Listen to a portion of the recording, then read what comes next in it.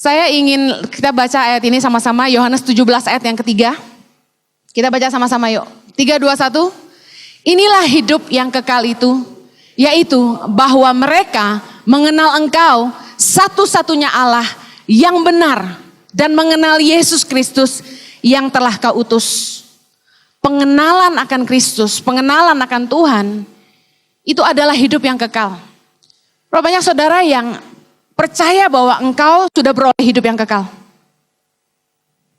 Dalam mengikut Tuhan, kita sering mungkin jatuh bangun. Kadang-kadang waktu kita bikin dosa lalu kita ngerasa, that's it, gue gak masuk surga. Dengar, bahwa hidup kekal yang sesungguhnya adalah engkau mengenal Bapa, mengenal Allah, dan mengenal Kristus. Satu hal aja yang kita mesti pastikan adalah ini, bahwa kita sungguh-sungguh mengenal Dia. Kenapa kita perlu kenal Yesus sungguh-sungguh? Rasul Paulus bilang dalam Filipi 3 ayat 8. Malahan segala sesuatu kuanggap rugi karena pengenalan akan Kristus Yesus Tuhanku lebih mulia daripada semuanya. Oleh karena Dialah aku telah melepaskan semuanya itu dan menganggapnya sampah supaya aku memperoleh Kristus. Sedahsyat itu pengenalan akan Kristus yang membuat Rasul Paulus bilang bahwa nggak ada yang lebih mulia daripada itu. Nah, saya mau cerita kenapa itu bisa terjadi, karena begini. Mungkin 1000 orang sama-sama dengar firman Tuhan. 1000 orang sama-sama dengar Injil. Dan 1000 orang sama-sama dengar pujian dan penyembahan yang kita nyanyikan sama-sama. Tapi tahukah Anda bahwa kalau seseorang bisa mengalami encounter dengan Yesus, bisa membuka hatinya dan menerima Yesus sebagai Tuhan dan Juru Selamat, itu adalah anugerah. Mungkin dari antara 1000 itu, cuma 1 orang yang ngalamin. Dan somehow saya yakin, kalau bukan pekerjaan Roh Kudus yang membuka selubung yang menutupi mata hati kita, gak ada seorang pun yang bisa mengalami Tuhan. Saya punya kakak, waktu masih sekolah, saya tuh satu-satunya yang Kristen di keluarga. Saya nyetel lagu gereja di rumah. Nah, zaman saya masih SMA, lagu yang di gereja dinyanyiin tuh gak kayak gini ya. Di sekarang tuh lagu udah keren-keren banget ya. Zaman itu tuh lagu ini loh. Bangkit serukan nama Yesus. Tahu lagu itu gak? Aduh, itu zaman lama banget ya. Nah, koko saya dengerin lagu Bangkit itu, tahu gak dia ngapain? Dia senam pagi. Dia bilang enak juga nih lagu gereja buat senam pagi. Bayangin, kita yang udah ngalamin encounter sama Yesus, kita nyanyi tuh lain. Bangkit, serukan nama Yesus, kayak semangat, kayak yes gitu. Tapi orang yang gak ngalamin Yesus, dia tuh gini, lagu apa nih lucu juga ya. Saya mau bilang gini, bahwa kalau hari ini engkau bisa mengenal Yesus, ketahuilah bahwa itu lebih mulia dari segalanya.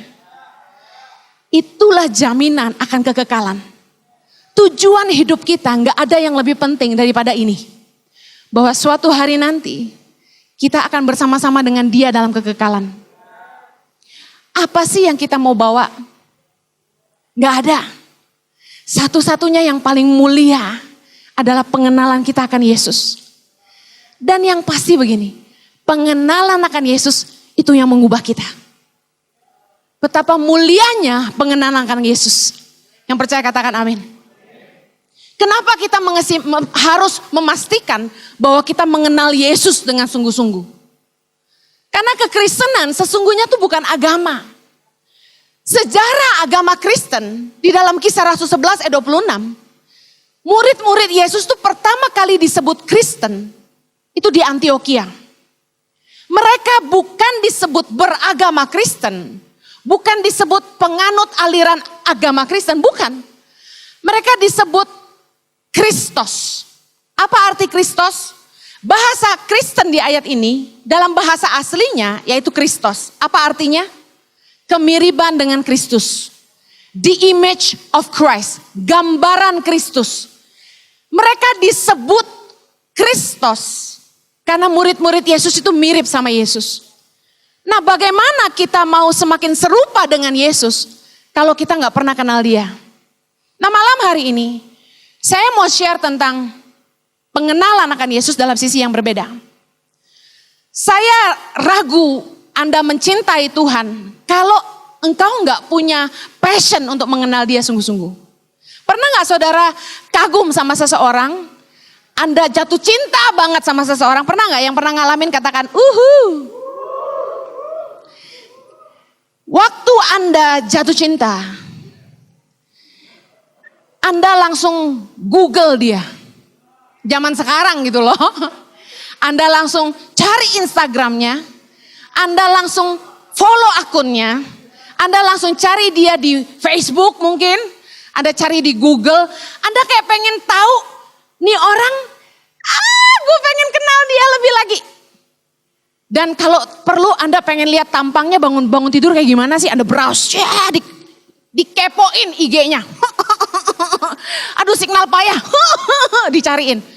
Begitu kita suka banget sama seseorang, ya Douglas udah terlalu banyak follow ya, udah terlalu banyak ngefans ya. Saya yakin pengalaman ini dia berulang kali lakukan ya.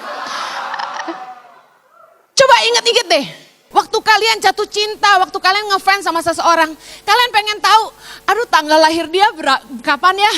Saya pengen nyatain cinta tuh waktu dia ulang tahun gitu loh.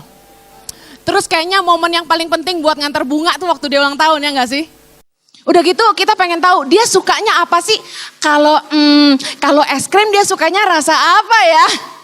Terus kalau dia nonton film tuh dia sukanya film apa ya? Drama kah? Komedi kah? Action kah? Atau horor? Kita pengen tahu. Terus kita pengen tahu kayak gimana sih hidupnya? Emaknya siapa sih? Bapaknya siapa sih? Kita kepoin Instagramnya. Kita pengen lihat kehidupan dia sehari-hari tuh aslinya kayak gimana, bener gak? Kalau Anda kagum sama seseorang, Anda jatuh cinta sama orang itu, Anda pengen kenal dia lebih dekat. Nah, aneh banget kalau kita nggak pengen kenal Yesus. Aneh banget buat saya. So, malam hari ini saya ingin share sebuah sisi yang berbeda. Kita mau bahas tentang apa yang Yesus nggak suka. Saya temukan di Perjanjian Baru beberapa ayat di mana Yesus tuh marah. Berapa banyak saudara yang kadang-kadang suka marah? Kadang-kadang suka marah, angkat tangan. Ko Andi masih pernah marah gak ya? Pernah ya, oke. Berarti masih manusia kita ya. Saya tuh kadang-kadang suka marah dan kalau udah marah tuh galak banget gitu. Saya bukan pemarah. Beda, pemarah tuh gini, kesandung dikit. Siapa sih naruh ini di sini? Buka pintu, jebret. Selamat pagi semua, gitu-gitu. Enggak, saya enggak gitu. Tapi sekali saya marah banget. Nah, saya dasar cari pembenaran diri. Gue cari ayat tentang Yesus pernah marah gak sih? Saya pastikan di firman Tuhan Yesus pernah marah. Saya cari semua ayat tentang kejadian Yesus marah. Dan saya temukan 5 hal ini yang bikin Yesus paling marah. 5 hal ini. Yang pertama, Yesus paling sebel sama orang munafik. Yang kedua, Yesus paling sebel sama orang yang agamawi. Yang ketiga, Yesus paling sebel sama orang Kristen yang maunya cari aman aja.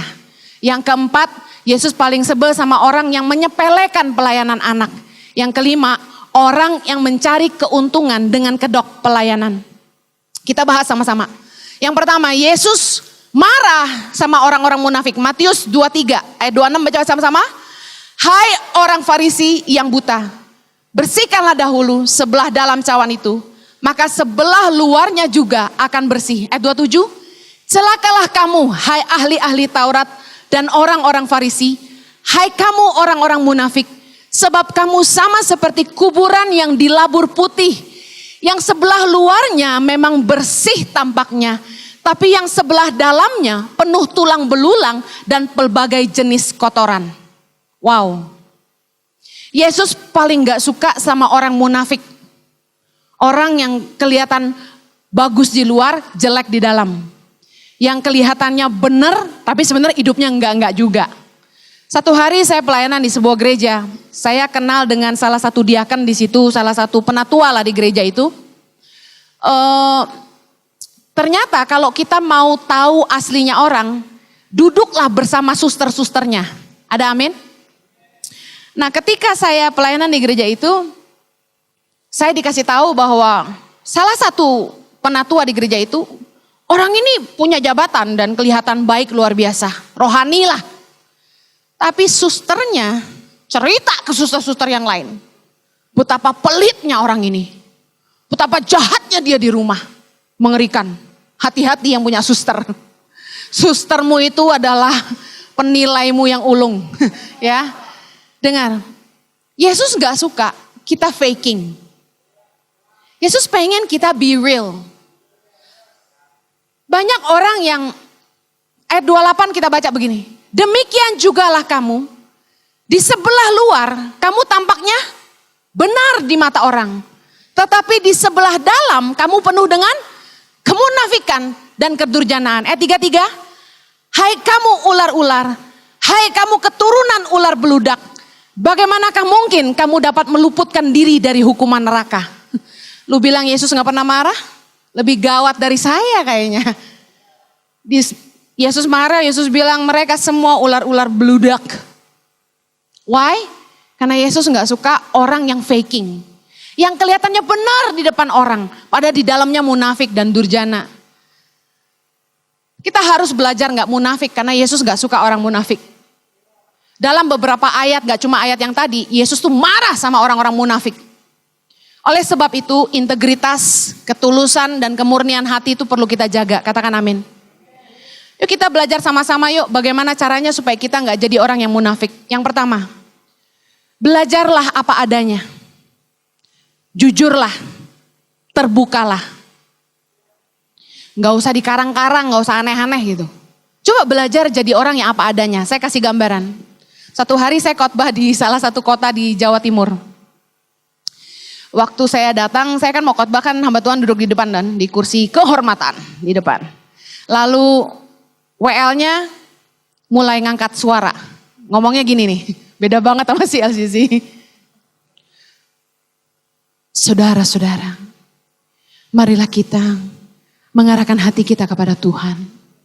Dengan segenap hati kita, mari kita angkat pujian kita yang mempermuliakan namanya. Bertahtalah Tuhan di atas pujian umatmu. Jujur ya, saya tuh paling gak demen. Ini gak tahu deh kalau si artis mendengar ya. Cara Syahrini ngomong. Yang dibendesah-desah, rada ditarik-tarik, kelamaan gitu. Karena saya kan orangnya cepet kan. Jadi kalau ada orang yang lelet ngomong kelamaan, gue potong. Karena come on, time is flying gitu kan. Ini dia ngomong lama, pelan. Gue bilang, ya udah nyanyi aja. Kenapa ngomong terus gitu kan? Dalam hati saya gitu. Tapi kan namanya pendeta ya kudu jain dikit lah. Nah muna. Nah kemudian begitu dia selesai pujian penyembahan, saya selesai khotbah, bla bla bla, jebret. Asal lu tahu ya pada ya, pengkhotbah itu luar biasanya gini. Kita ini bisa jadi selebriti. Begitu selesai khotbah pada minta foto, asik kan? Pada ngantri minta foto, hayolah saya pikir ya, kapan lagi. Tiba-tiba yang WL tadi, selfie sama saya Bu Pendeta. 1, 2, 3, cetrek. Saya kan ngenalin dia kan, dia WL. Bukannya ini tadi yang ngomongnya mendesah-mendesah. Kok sekarang lain ngomongnya. Beda banget. Di panggung sama di turun panggung beda banget cara ngomongnya. Tapi bukankah kita juga sering begitu teman-teman? Begitu kita masuk di gereja nih, begitu pintu lift aja kebuka, udah kayak di setting. Ting, 1, 2, 3. Kita keluar pintu lift tuh udah pasang muka malaikat semua. Shalom. Di sini shalom gak sih? Kayaknya enggak ya. Kenapa ya? Gue juga nggak tahu. Tapi nggak tahu. Kita biril aja ya nggak. Gue tadi nggak nyapa siapa-siapa soalnya gue kebelet ke toilet.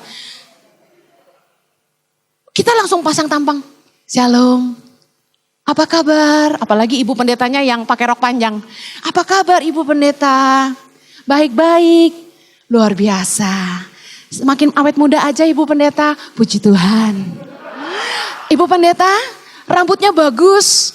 Baru gunting ya? Iya. Wow, semakin awet muda ya. Haleluya. Udah beda banget, Bos. Muna banget, ya gak sih? Nah, saya tuh belajar yang paling simpel dalam hidup saya.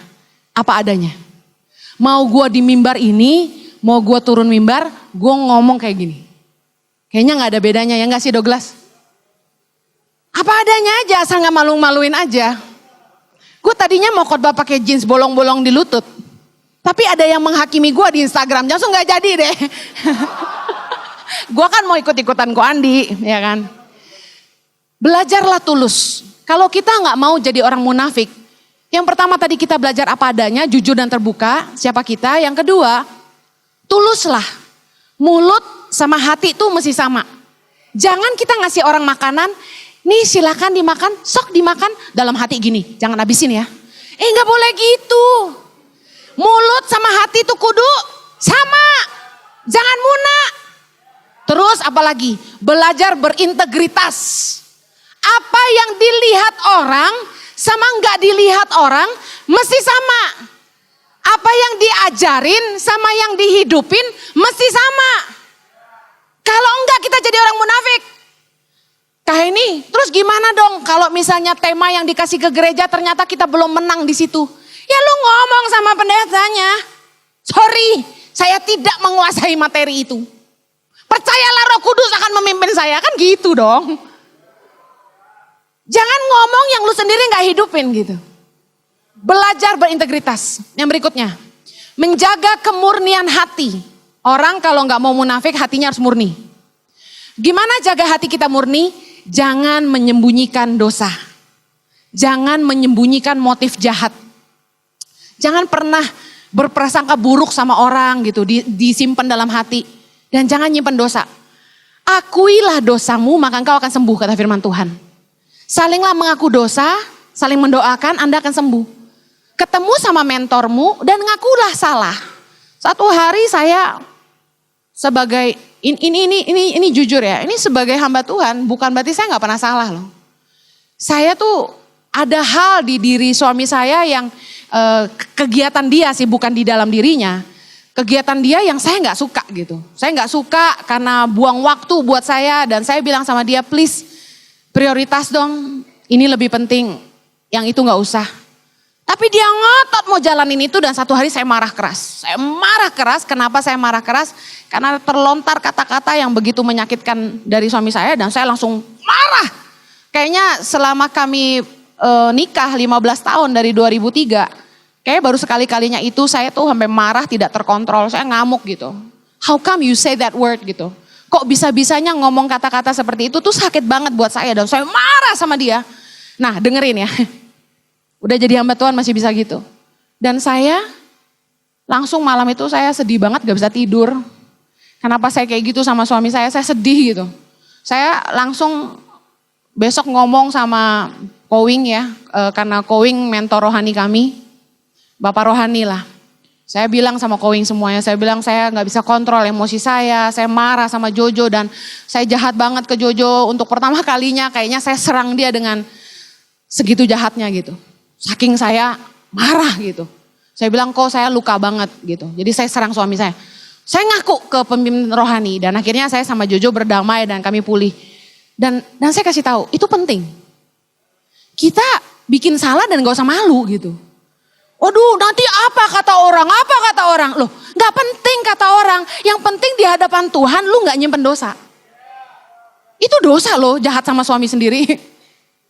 No matter what, apapun alasannya, apapun yang Jojo ngomong saya salah gitu. Dan sebagai pemimpin harus berani bilang salah gitu. Rendah hati untuk mau dikoreksi. Kunci lain dari tidak munafik adalah kita harus mau rendah hati untuk dikoreksi orang lain. Sekalipun itu bawahan kita. Mungkin sakit. Oh saya dipanggil sama bawahan saya. Satu hari bawahan saya orang Bandung. Bu Heni, saya bisa bicara sama Ibu Heni 4 mata. Wah gue demen nih. Gue udah tahu nih dia pasti mau ngomong apa udah tahu. Begitu saya ketemu dia sampein dengan bahasa yang sopan. Bu saya lihat Ibu tuh gini. Bisa gak Ibu lebih sabar? Dia ngomong gitu. Saya langsung diem. Thank you ya saya bilang. Iya nih saya marah kemarin sama staff itu. Masalah merchandise.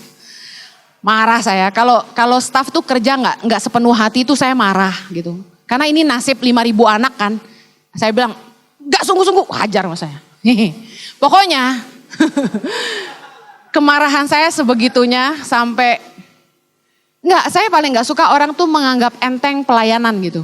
Saya mau setiap orang tuh excellent and do your best gitu.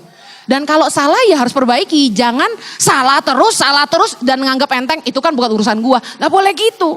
Jadi saya marah dan staf saya bilang, Bu, Ibu bisa lebih sabar nggak? Saya langsung, thank you ya, saya mau lebih sabar. Kenapa kemunafikan itu muncul? Karena kita tuh takut dihakimi orang.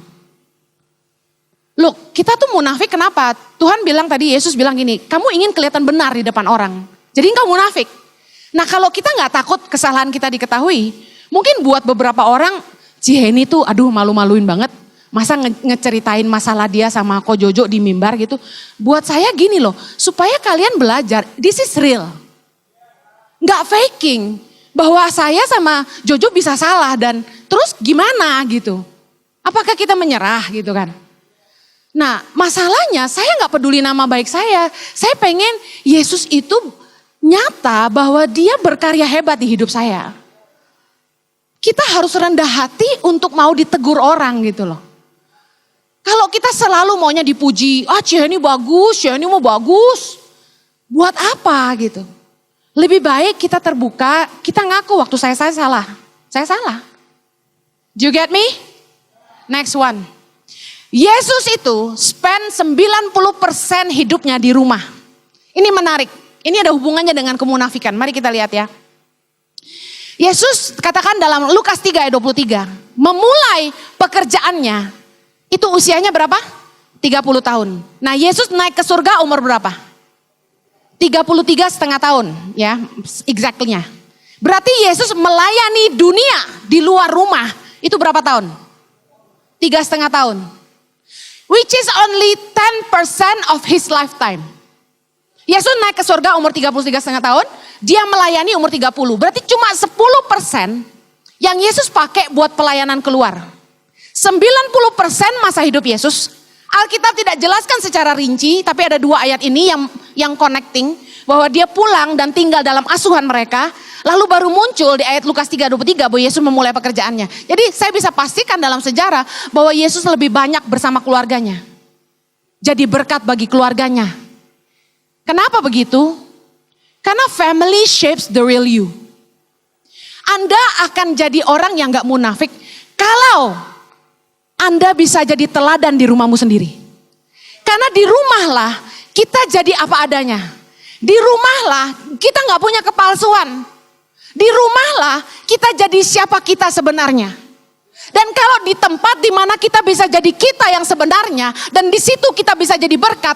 Saya percaya kita bisa jadi berkat buat dunia. Kalau di rumah sendiri kita bisa jadi teladan. Kita bisa jadi teladan buat semua orang. Amin. Sia-sia kita jadi singa di luar kalau kita cuma jadi kucing di rumah sendiri. Kenapa Yesus bisa begitu hebat dan tidak munafik? Karena dia grow up being a blessing for his family for 90% of his life. 90% masa hidupnya dia jadi berkat di rumah. Di rumah tuh kan kita apa adanya banget, bener gak sih? Gak ada faking. Dan kalau di situ kita terbiasa melatih diri jadi teladan, kita bisa jadi berkat buat siapa aja. If you can be a blessing at home, you can be a blessing for the world. Because family really shape you. Keluarga itu benar-benar yang membentuk kita. Yang percaya katakan amin. Yang kedua, hal yang Yesus paling gak suka yang kedua adalah orang yang agamawi. Mari baca Markus 3 ayat 1-5. Sama-sama yuk. Yesus menyembuhkan orang pada hari Sabat. Ayat 1. Kemudian Yesus masuk lagi ke rumah ibadat. Di situ ada seorang yang mati sebelah tangannya. Mereka mengamat-ngamati Yesus kalau ia menyembuhkan orang itu pada hari Sabat. Supaya mereka dapat mempersalahkan dia. Ayat 3, kata Yesus kepada orang yang mati sebelah tangannya itu. Mari berdirilah di tengah. Ayat 4, kemudian katanya kepada mereka. Manakah yang diperbolehkan pada hari Sabat? Berbuat baik atau berbuat jahat? Menyelamatkan nyawa orang atau membunuh orang? Tetapi mereka itu diam saja. Ayat kelima, ia berduka cita karena kedegilan mereka dan dengan marah ia memandang sekelilingnya kepada mereka, lalu ia berkata kepada orang itu, ulurkanlah tanganmu. Dan ia mengulurkannya, maka sembuhlah tangannya itu. Saudara, adat orang Yahudi tentang hari Sabat sangat kental. Itu kayak benar-benar fanatik abis, wajib, kudu, mesti, nggak bisa enggak. Waktu saya punya kesempatan ke Israel, pas di hari Sabat, saya naik lift. Nah, saya kan belum pernah ke Israel sebelumnya, jadi nggak tahu kalau lift itu di hotel dibagi dua. Lift khusus turis yang tidak Yahudi, khusus lift satu lagi buat orang Yahudi. Nah, saya terjebak di lift orang Yahudi. Apa yang terjadi? Ketika saya masuk ke dalam pintu lift, ada orang Yahudi pakai kopiah di kepala, kupluk itu ya, terus pakai jubah panjang, terus dia taruh tangan di perutnya, tanpa ekspresi. Hari Sabat. Kemudian saya masuk, buru-buru tutup, karena buru-buru mau turun, ditungguin grup. Tahu-tahu saya lihat, setiap lantai dinyalain. Pernah gak kalian naik lift, udah buru-buru dari lantai 26, mau turun ke lantai G, semuanya nyala, pernah gak? Itu kan biasa anak kecil yang kurang kerjaan kan? Saya kan gak tahu kalau hari Sabat seperti itu. Jadi saya ngeliatin itu orang Yahudi, saya pelototin. Dalam hati saya, kenapa lu pencet semua lantai, gue buru-buru gitu kan. Bayangin ya, ting, ting, pintu buka, jelek, tutup lagi. Ting, pintu buka, jelek, tutup lagi. Ting, pintu buka, 26 lantai lu hitung aja. Saya sampai habis kesabaran, astaga ini yang bener aja, cepetan. Saudara, segitunya orang Yahudi memperlakukan Sabat. Nah, kebayang Yesus ngelihat orang yang tangannya mati sebelah, dia nggak bisa diam aja. Dia pengen sembuhin. Tapi mereka justru ingin memerangkap Yesus. Kalau Yesus menyembuhkan orang itu, Yesus akan dihukum gitu sama mereka. Dan Yesus bilang gini soal aturan agama. Manakah yang paling penting ya? Manakah yang diperbolehkan pada hari Sabat? Berbuat baik atau berbuat jahat? Menyelamatkan nyawa orang atau membunuh orang? Dari jawaban Yesus ini, saya mempelajari hal ini. Bahwa aturan yang dibuat manusia, membuat banyak orang Kristen itu jadi agamawi dan suka menghakimi. Aturan-aturan yang sebenarnya dibuat manusia. Saya nggak bilang bahwa gereja nggak boleh bikin aturan, harus dong. CLCC ada aturan. Contoh, nggak boleh makan di dalam ruang ibadah. I agree. Nanti kotor, banyak semut dan siapa yang bersihin, dan kita kan mau ibadah bukan mau makan-makan. Yang kedua misalnya, tolong yang mau buang air kecil ke toilet, jangan di sini. Nah itu aturan. No benar. Which is masuk akal. Masih bisa diterima. Banyak aturan yang masih bisa diterima dan logik. Tapi beberapa aturan yang dibuat manusia, buat saya itu terlalu agamawi dan bikin orang itu jadi suka menghakimi. Contoh, dulu pelayanan itu harus pakai rok hitam panjang sama tak kaki. Zaman saya. Jadi kita yang gak pernah punya rok panjang jadi beli. Waktu saya mulai khotbah, saya ini kan rada tomboy. Disuruh pakai rok kan keselipet gitu kan. Jadi saya pakai celana. Dan for the first time mereka lihat ada pengkhotbah perempuan pakai celana. Saya mulai dihakimi dulu. Ibu Heni, biasanya pelayanan itu pakai rok. Saya bilang ini panjang kok. Gak pendek. Tapi maksudnya pakai celana itu masalah buat mereka. Come on. Kemudian melayani harus pakai jas. Untung di sini enggak. Saya pakai jaket. Ke gereja enggak boleh pakai sendal. Ada yang pakai sendal angkat tangan? Enggak ada. Oh kalian fashion semua. Khotbah tidak boleh pakai celana jeans dalam kurung robek-robek. Noted Pastor Andi Setiawan. Tidak doa sebelum makan nanti sakit perut. Nah, siapa yang pernah makan buru-buru saking lapar lupa doa angkat tangan? Begitu bakmi udah di dalam mulut langsung gini doa. Pernah gak? Ngaku. Saya mau bilang it's okay. Gak usah agamawi. Pernah kita doa bareng. Mari kita berdoa makan. Tuhan terima kasih kami boleh makan apa yang kami mau makan dalam nama Yesus, haleluya, amin. Tahu nggak? Orang langsung hakimi saya.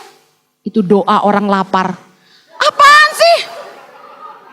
Beneran. Saya punya teman hamba Tuhan. Teman baik. Dia kalau doa, janda-janda didoain. Anak-anak fakir miskin didoain. Terus saya menghakimi gitu. Ya enggak lah, cuma ketawa aja, panjang amat, gue lapar gitu kan. Enggak apa-apa, lu mau doa kayak gimana pun Tuhan berkenan. Doa pendek salah, doa panjang salah, maunya apa sih? Kadang-kadang kita terlalu agamawi. Kalau tidak melayani di gereja tidak dapat mahkota di sorga. Nah kalau yang gak bisa pelayanan di gereja tapi di dunia kerja dia sungguh-sungguh melayani, apa salah?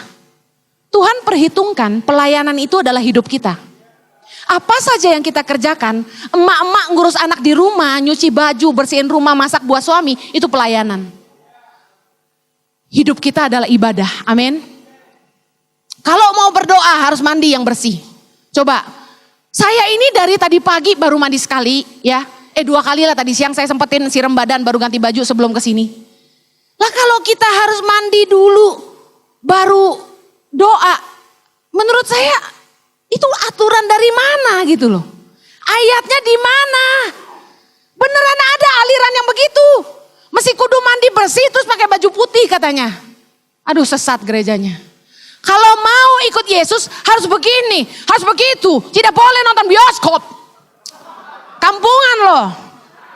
Orang yang agamawi sering membuat aturan yang menyulitkan orang untuk datang kepada Tuhan. Roh agamawi membuat orang senang menghakimi daripada mengasihi. Padahal Yesus suruh kita mengasihi. Tapi roh agamawi cenderung bikin orang jadi menghakimi. Contoh ya, yang real-real di gereja. Begitu ada jemaat baru datang ke gereja pakai celana kependekan. Dia ceritanya malam minggu abis dugem lupa pulang. Jadi dia pakai baju yang ada ke gereja. Celananya segini nih. Jangan nggak usah ngebayangin saya ya. Segini celananya. Terus jemaat karena nggak terbiasa, untung puji Tuhan di LCC Bandung nih lampunya remang-remang. Jadi nggak gitu kelihatan. Tapi bisa kebayangan nggak yang gerejanya terang benderang? Itu jemaat gue jamin 100%. Yang bapak-bapak bahagia, yang ibu-ibu marah. Kemudian ada yang ke gereja pakai tato gede banget di tangan, tato naga lagi.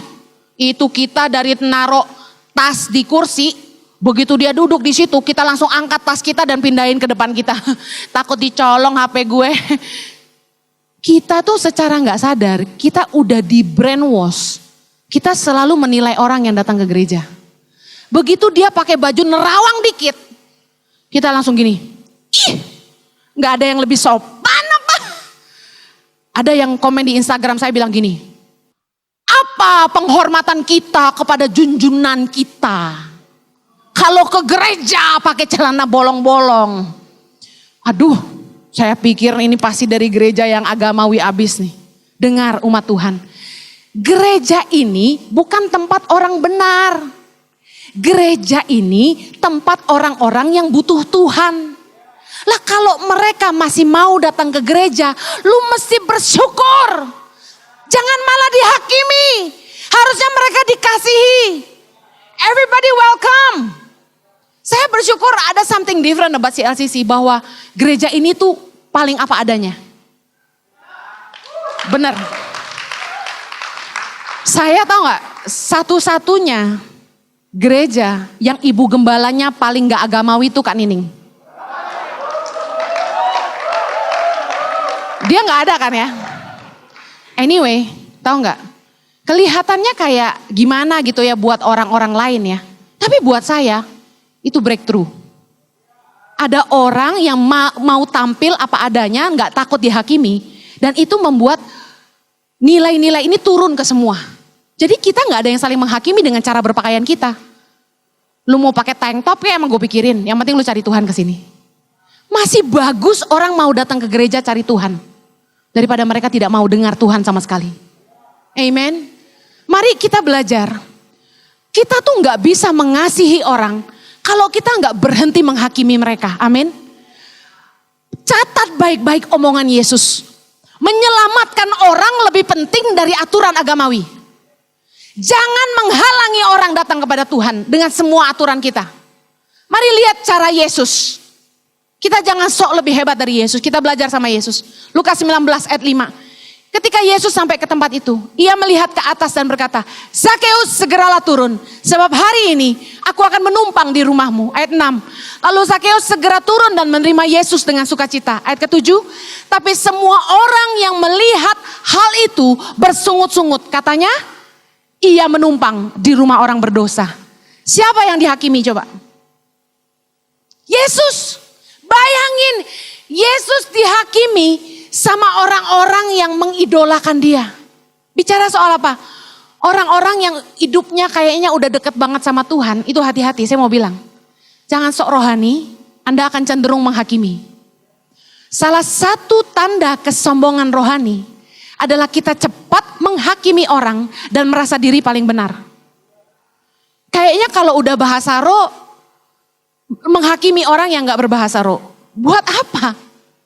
Kayaknya kalau udah bisa memberi, menghakimi orang yang gak bisa memberi. Come on. You cannot love people if you judge them. Berhenti saling menghakimi. Mari ingat perjumpaan kita sama Yesus yuk. Yesus itu waktu ketemu kita, dia gak menghakimi loh.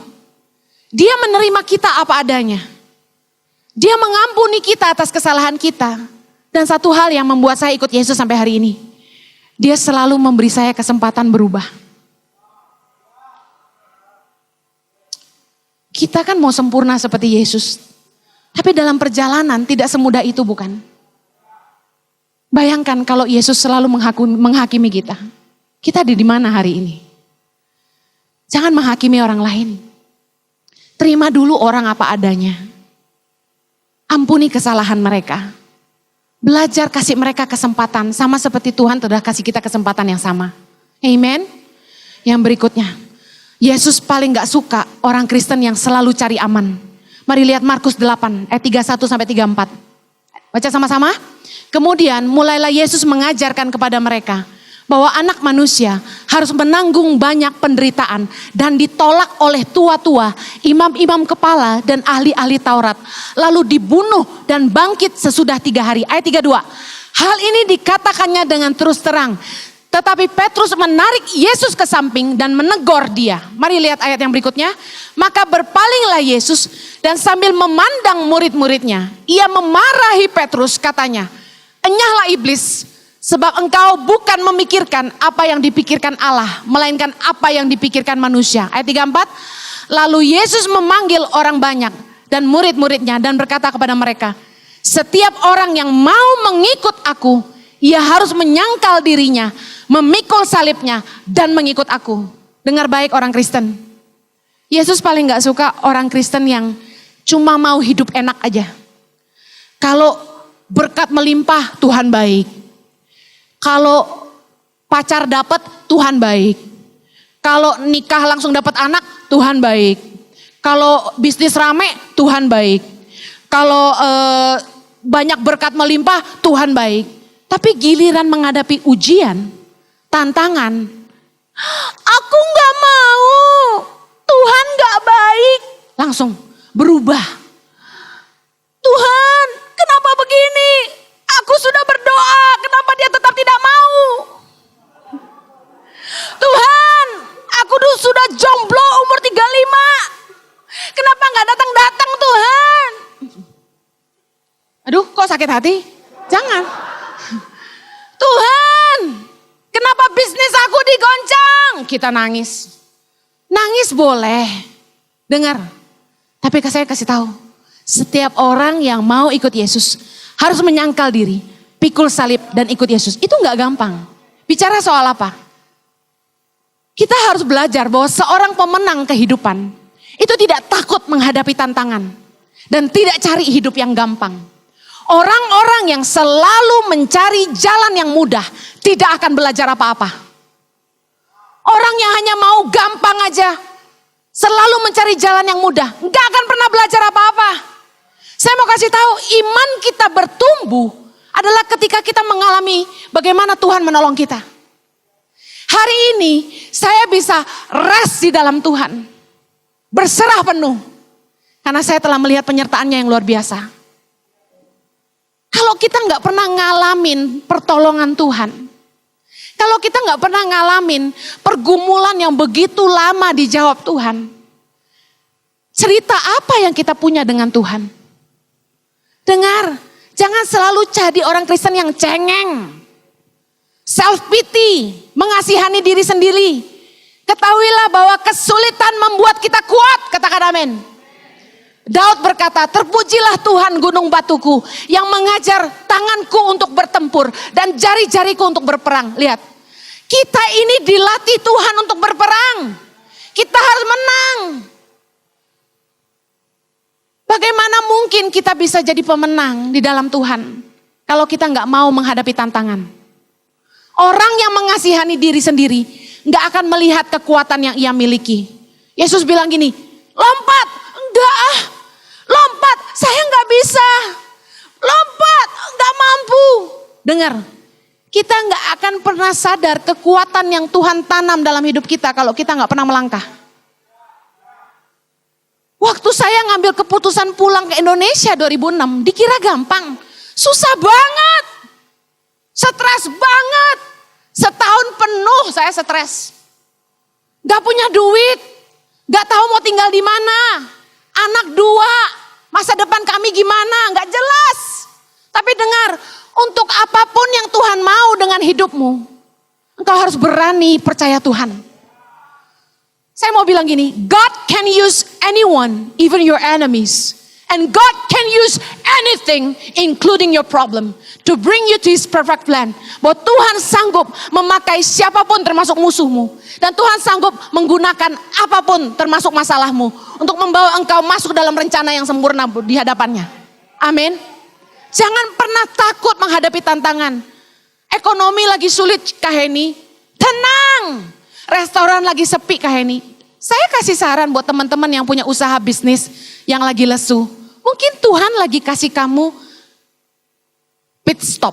Di mana kamu harus mulai perbaiki apa yang rusak. Perbaiki sistem.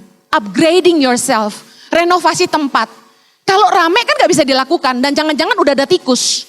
Alangkah ruginya perusahaanmu kalau sampai lagi rame-rame tikus muncul dan lompat-lompat di meja makan. Orang kabur, namamu jelek. Bersyukurlah ketika quiet, restoranmu agak sepi, engkau bisa bersihkan dikit-dikit kotoran-kotoran yang di tempat nyelempit-nyelempit yang biasanya karena sibuk itu terlewatkan, engkau bisa bersihin. Engkau sedang upgrading. Saya selalu bilang, masa sulit adalah masa di mana Tuhan lagi perkuat kita di dalam. Tuhan lagi upgrading kita. Dan jangan takut. Kak Heni, gak dapat kerja, berarti Tuhan lagi suruh kamu belajar. Prepare yourself.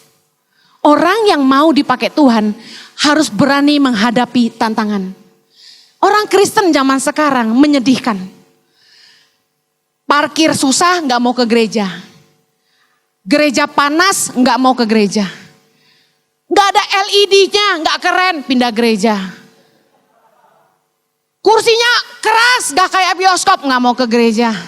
Come on man. Kita ini berlomba dalam iman. Untuk mendapat mahkota kekal itu. Jangan takut menghadapi apapun dalam hidup ini. Percayalah gini, Tuhan itu selalu terlibat dalam hidup kita. Bahwa sekalipun orang mereka-rekakan yang jahat kepadamu, Tuhan sanggup mengubahnya untuk mendatangkan kebaikan bagi kamu. Sedahsyat itu Tuhan dalam hidupmu. Yang percaya katakan amin. Yang keempat, apa yang bikin Yesus marah lagi? Orang yang menyepelekan pelayanan anak. Markus 9 ayat 42, baca sama-sama. Barang siapa menyesatkan salah satu dari anak-anak kecil yang percaya ini, lebih baik baginya jika sebuah batu kilangan diikatkan pada lehernya, lalu ia dibuang ke laut. Saya pakai bahasa sehari-hari ya. Kalau sampai lu nyesatin anak-anak kecil yang percaya Tuhan, mati aja loh, gitu kurang lebih. Diikatkan batu kilangan, diceburkan ke laut. Apa artinya? Ya matilah. Dengar, Yesus sangat ingin kita sungguh-sungguh melayani generasi. Karena generasi adalah pembangun masa depan. Kalau kita cuma jadiin Sunday School itu penitipan anak, saya mau kasih tahu, mendingan jangan ke situ. Anak-anak kita sama pentingnya dengan kita. Bukan cuma kita yang perlu mengenal Yesus. Bukan cuma kita yang perlu bertumbuh, anak-anak kita juga. Harusnya guru-guru sekolah minggu itu diperlengkapi sungguh-sungguh karena tugas mereka berat. Mereka jangan sampai salah ngajarin. Jangan sampai orang baru bertobat cuma tahu cerita Daud sama Goliat udah jadi guru sekolah minggu. Dengar, betul-betul harus ngerti bagaimana mendeliver message yang bisa didengar anak-anak. Saya sedih banget lihat sekolah-sekolah minggu yang cuma disetelin video. Barney, I love you, you love me, gitu doang. Dengerin, pelayanan anak gak boleh disepelekan. Yesus marah banget waktu murid-murid itu menyepelekan anak-anak yang mau datang sama dia. Dengar, parenting matters. Kalau Anda mau punya anak dan Anda sudah punya anak, dengar. Jadilah teladan bagi anak-anakmu. Jangan sampai salah didik anak-anakmu. Parenting matters. Jangan sampai engkau cuma pinter ngomong, di luar kelihatannya hebat, penuh firman, tapi anakmu gak pernah dengerin pengajaran apa-apa. Didiklah anak-anakmu di rumah. Tadi pagi saya ngelayanin di gereja lain, saya ngelihat anak gembalanya nyembah Tuhan. Dia angkat tangan gini, anaknya. Saya langsung nangis. Tuhan, saya rindu nih, saya rindu kayak gini nih. Saya rindu Chloe, Zoe, Axel bisa kayak gini.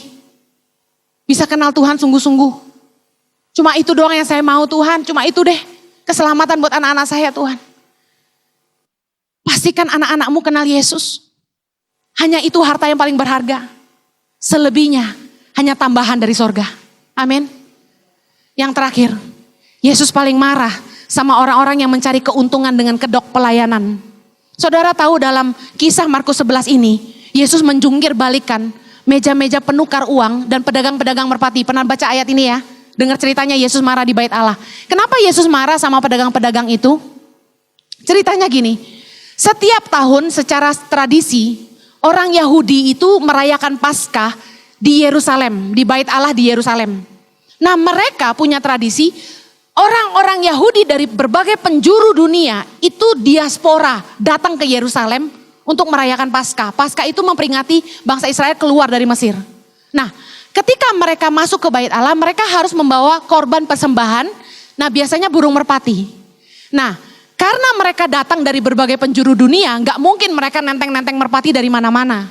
Dan di situ mereka harus tukar uang karena mata uang mereka beda, mereka mesti bayar pajak bait Allah. Jadi dua yang mereka harus beli.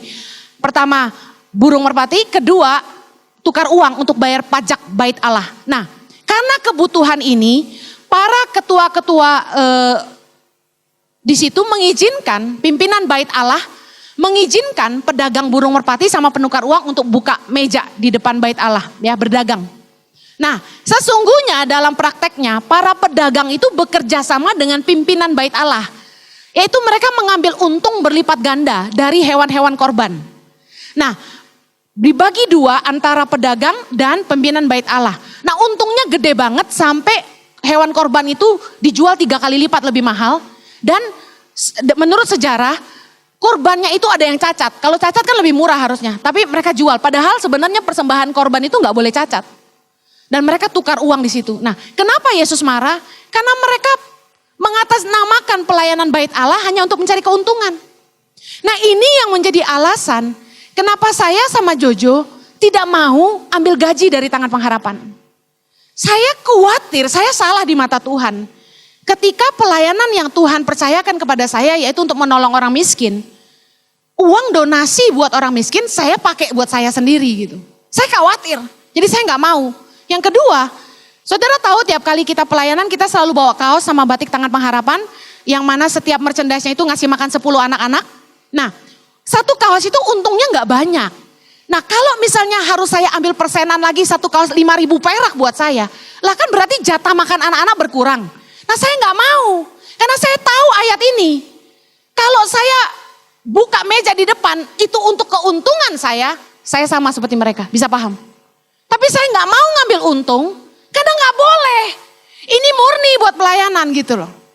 Lain halnya kalau gembala mereka memang harus dihidupi sama jemaatnya. Kalau pelayanan kami kan bukan gereja. Masalahnya bukan sebuah organisasi gereja. Kita pelayanan orang miskin. Nah saya hati-hati sekali. Nah kalau ditanya, terus Ciheni, Kaheni, Bu Heni hidupnya dari mana? Saya jawab, dari khotbah. Kan tiap kali kita khotbah kemana-mana dikasih persembahan, nah kita hidup dari situ. Nah itu Alkitabiah, bahwa pemberita Injil harus hidup dari Injil. Loh, berarti cari duit dong di pelayanan. Loh, itu Alkitabiah bos. Lah saya nggak mau nyolong duit yayasan, saya juga nggak mau ngambil untung dari merchandise. Lah kalau saya nggak bilang saya ngambil persembahan kasih dari khotbah, terus saya makan apa? Terus nyekolahin anak-anak saya pakai apa? Nah banyak orang terlalu munafik untuk bilang gini, jangan nanti dikira cari duit dalam pelayanan. Dengar bedanya apa? Saya nggak pernah milih-milih khotbah di mana. Mau khotbah di gereja cuma jemaat 20 saya khotbah. Sama semangatnya. Mau khotbah di jemaat cuma 50 saya khotbah. Saya khotbah di gereja di GBI di Jakarta. Gerejanya di gang sempit sampai supir saya nggak bisa parkir. Saya turun dan khotbah. Melayani dengan sukacita. Bisa di ngomong persembahan kasihnya kecil banget, it's okay. Bahkan ada yang ngasih persembahan kasih. Saking saya kasihan sama gembalanya, kayaknya kok kekurangan gitu. Saya kasih istrinya. Saya bilang terima kasih persembahannya, saya kembalikan. Istrinya nangis karena belum pernah ada pengkhotbah yang balikin duit persembahan. Dengar, saya rindu kita semua melayani Tuhan dengan tulus. Saya sedih banget ketika dengar salah satu gereja lagi bangun dan pengerjanya yang menangani proyek pembangunan gereja itu malah makan duit gereja. Hati-hati, Yesus paling marah sama orang-orang yang munafik, Yesus paling marah sama orang-orang yang agamawi, Yesus paling marah sama orang-orang yang selalu maunya cari aman, Yesus paling marah sama orang-orang yang maunya aman, nyaman, gak mau menghadapi tantangan. Dan yang terakhir, Yesus paling marah sama orang-orang yang memakai pelayanan untuk kedok mencari keuntungan. Mari kita berdoa.